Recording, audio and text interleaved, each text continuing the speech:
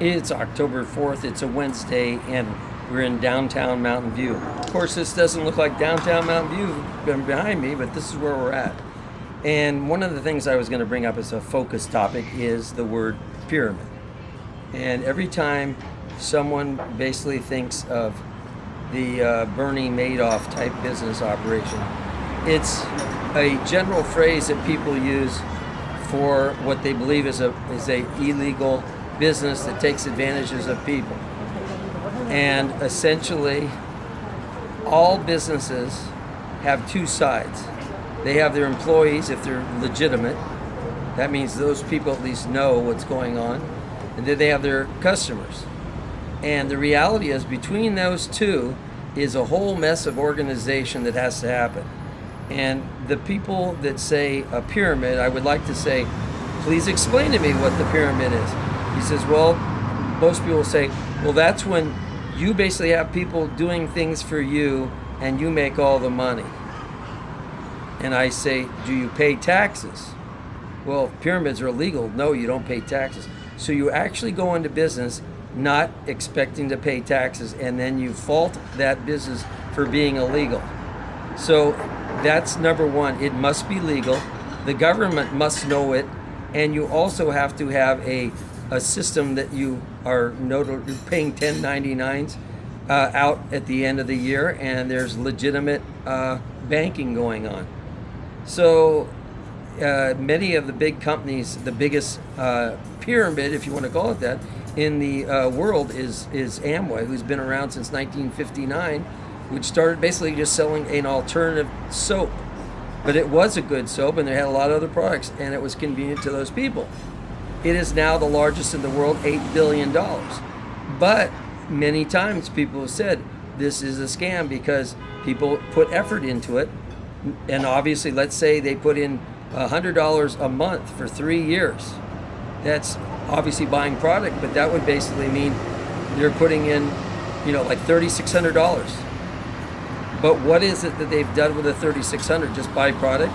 That's not a business. You have to develop it by getting customers. You have to develop it by creating an organization, just like any other company. It's called distribution. It's called the chain of marketing.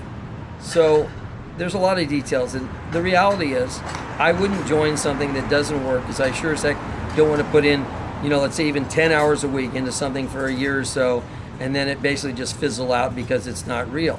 There are lots of opportunities that come along that are fake, and there are lots of opportunities that are real.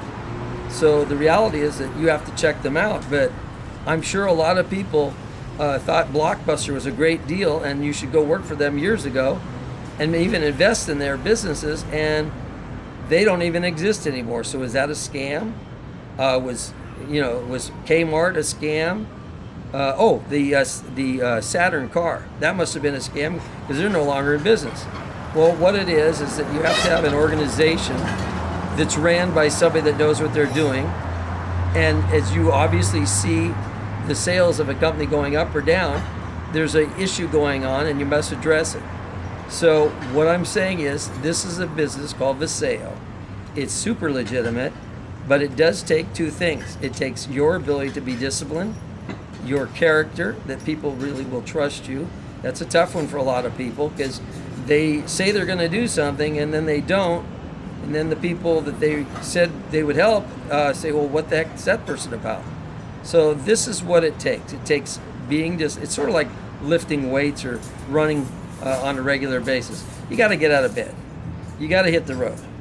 And in our business, we basically talk to people. That's as tough as it gets. And if a person says, hey, Terry, can you help me talk to this person, explain how this thing works? Sure, that's what we do. That's the effort that we make.